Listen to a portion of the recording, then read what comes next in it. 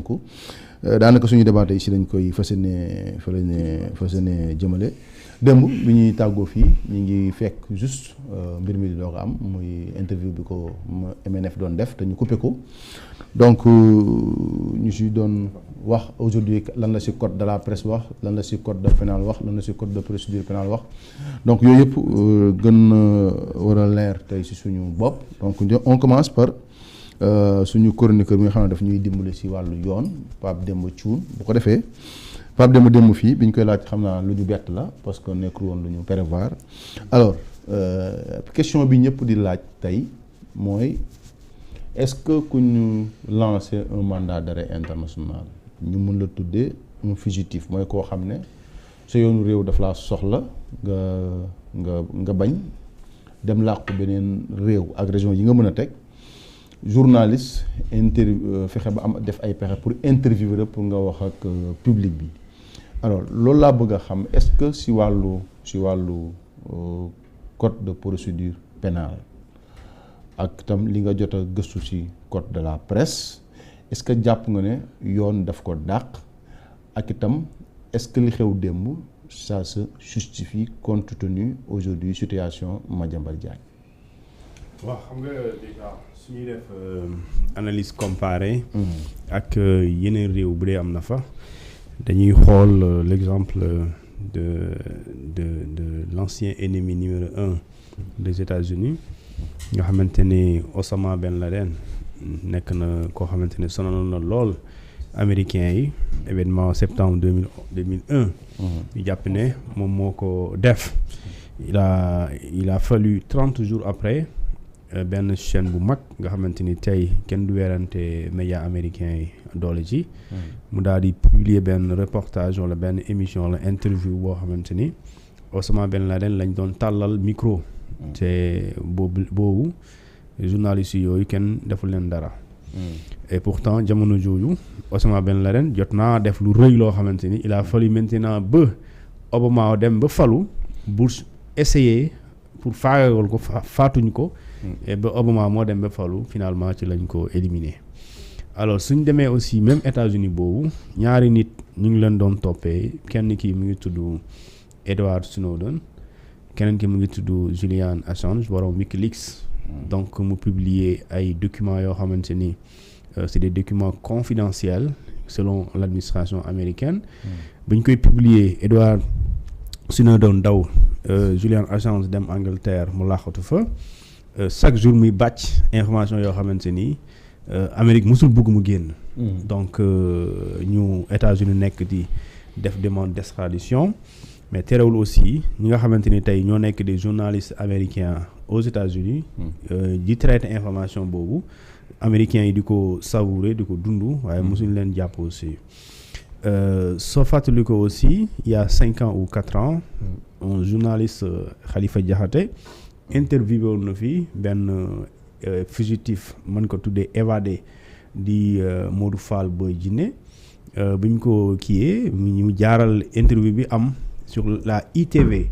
mais aussi Khalifa Diakhaté boobu je me rappelle pas ñu gis ko mu woo ko wala ñu tëj ko donc gisuma également ñu dem ci ITV pour menacer de fermer ou de couper un signal du groupe E-Media loolu tamit gisuma ko woon alors maintenant ci Madiambal Diagne bi gis nañu exceptionnellement c'est tout le contraire alors xam nga explicitement amul benn texte bu wax ne d'ailleurs texte Sénégal sa bindul amul benn bu prévoir gisuma ko en tout cas fu ñu bind ay nit ku fuite sa gisuma ko suñu xool ku fuite nga koy comparer ak koo xamante ni dafa évadé loolu nga koy jàppee mais par exemple tey explicitement doo dem ci code pénal ñu la délit de fuite gisu ko donc fuite délit la mais doo ko fa gis explicitement alors weerante bi bëri na mais xam nga te ñi weerante ñu bëri dañuy évoquer question de le principe boo xamante ni ñett la la liberté d'expression la liberté d'opinion et la liberté de la presse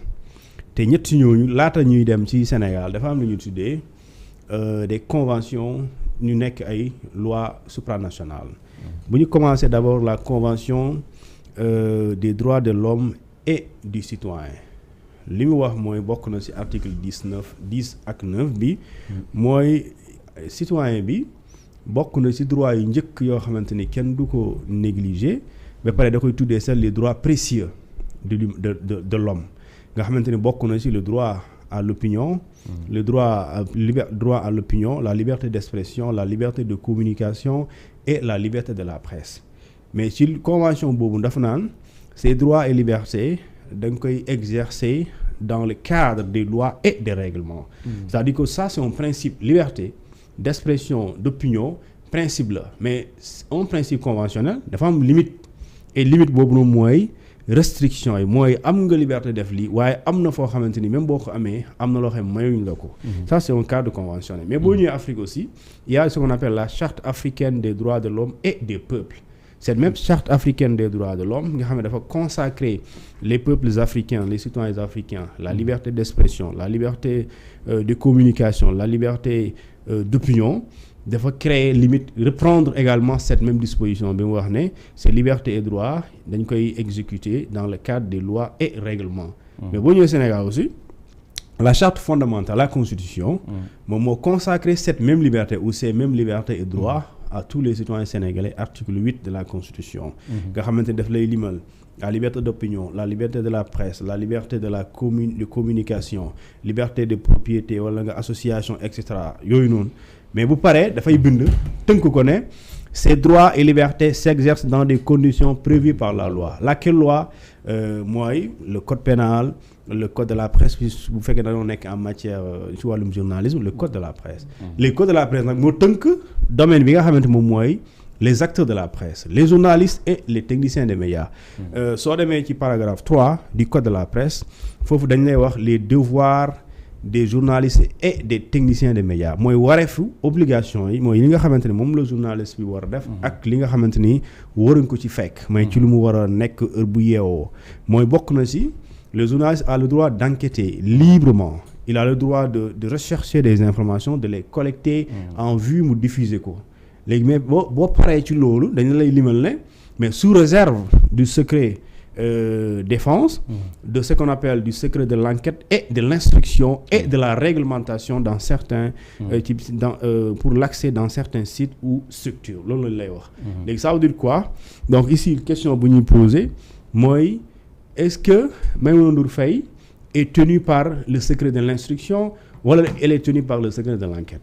Parce que su dee da nga koy tontu da ngay dem ci code pénal sénégalais ou code de procédure pénale sénégalais nga xamante ni ci article 11 bi mu ngi lay évoquer lan mooy ñi nga xamante ni ñoom les personnes qui concourent à ce qu'on appelle à une procédure boo xamante ni ils sont tenus par le secret de l'instruction et le secret de l'enquête. Et foofu dafay créer genre même si la loi n'est pas claire parce que si aujourd'hui le journaliste il n'est pas tenu par le secret de l'instruction amul sens nga ñëw jëlee ko ci code pénal yóbbu ko ci code de la presse su doon concerné wu leen. Donc le code, les journalistes est donc lié par le secret de l'instruction et par le secret de l'enquête.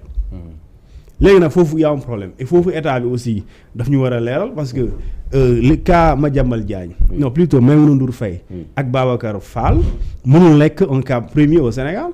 Depuis combien de temps des journalistes ou bien des médias, des journaux à leur une ñu ne la l'audition du jour ñu ne la lu am ci li xew démb ñu ne la le secret de l'audition, c'est-à-dire que dañ la le secret de l'audition ñu ne la bu ñu ko laajee lii la ma tontu.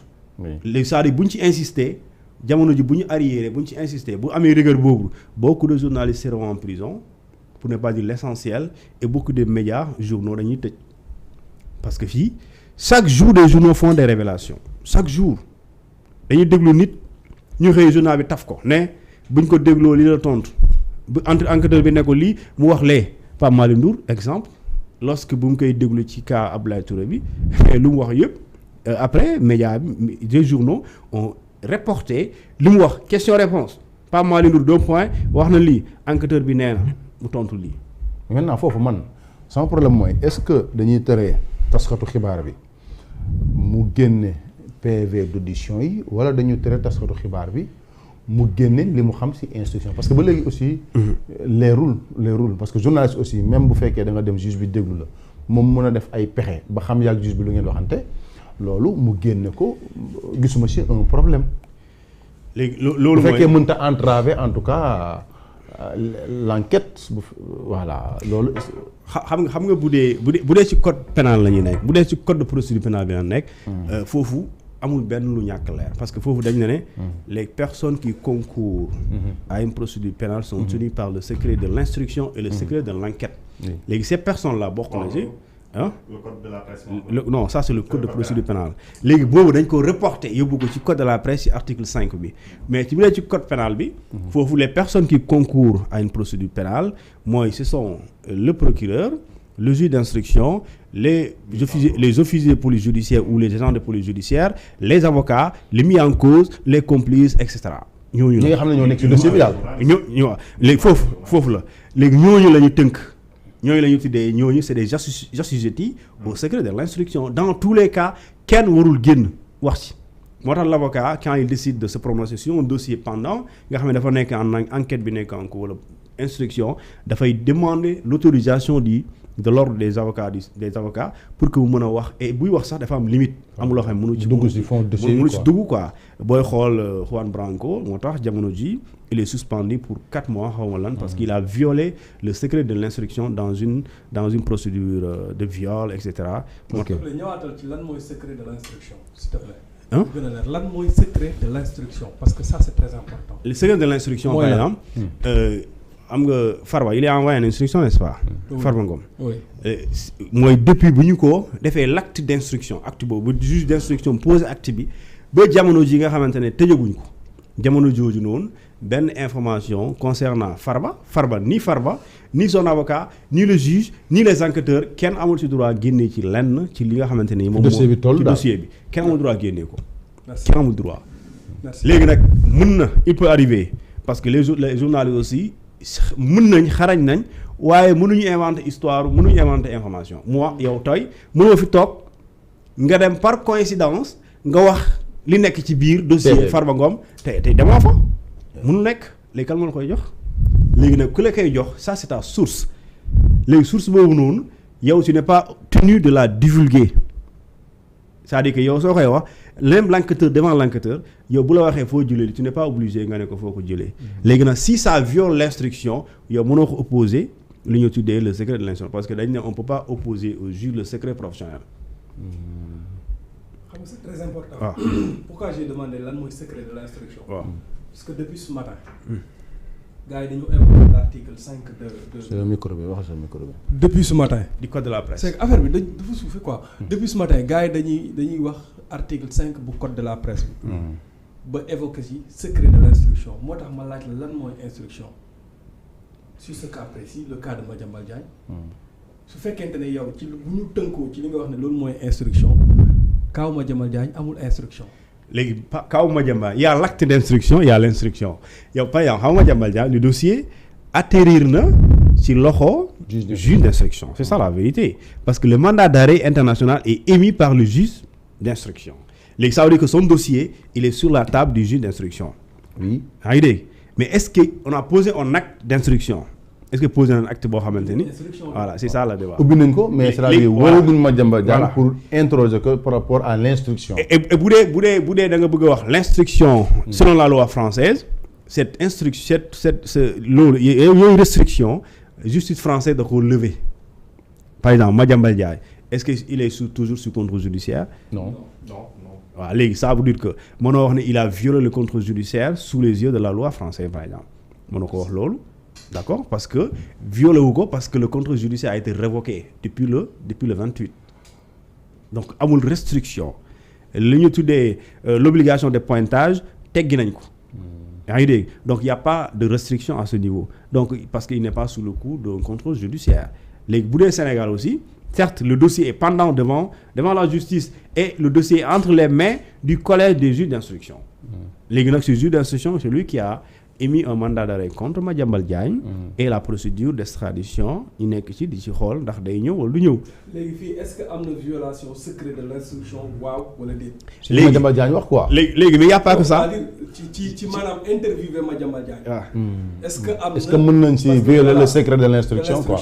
ok léegi ci acte bi kii bi wax li ñu teg comme étant xaw ma charge la xaw ma tuddee xaw ma mooy jeter du discrédit sur un acte pris par le juge. waaw violation du secret de l'instruction. waaw maa ngi ñëw l'acte pris par le juge. Oui. Ce serait li ñu tuddee l'émission du mandat d'arrêt international. boo seetaanee émission bon buñ ci ñëwee day mel ni kuy chargé. mais boo seetaanee émission bi. da ngay gis ne dafa mel ni dafa am lu ñàkkal fayda mandat d'arrêt boo nga xamante ni moom la ñu émettre contre lui. et loolu tu jettes du discret d'office sur l'acte bi nga xamante moom la juge bi jël. sachant que yow daf la ne yow dañ la soxla dañ la war a indi te état wu Sénégal mu ngi ci pexe pour delloo la ci réewum Sénégal. maintenant loolu journaliste bi moo ko def wala ki ñu accusé. ça c'est pas le journaliste ça c'est Madiambal Diagne. mais léegi journaliste yi moo li ñu koy reprocher. mooy mën nga ko reprocher lu ñu tuddee complicité parce que mën nga ko considérer soit c'est une aide ou assistance. le journaliste dañu ko recel d'un malfaiteur. mais l'assistance également c'est défini hein. oui non c'est loolu. l'assistance c'est-à-dire que mënuñ jox contenu les concepts nii ci ni ñu neexee assistance en ces circonstances là c'est défini clairement. léegi mooy nga jàppale ko ci fuite bi nga xam fu mu nekk wala. non xam nga léegi l'acte de complicité dafa am condition. il faut que nga am claire conscience que. li ngay def. yoon da koo tere. c'est l'une des conditions boo amul mën acte de complicité teguwul mais aussi il faut nga soit. nga jàppale ko jox ko moyen wala assistant bi nga conseiller ko ci lara léegi yow may mun a par exemple. moom rek moo mën a tontu loolu. est-ce que yow bi nga koy non ñun on a suivi l'entretien. waaw au regard du code de procédure pénale.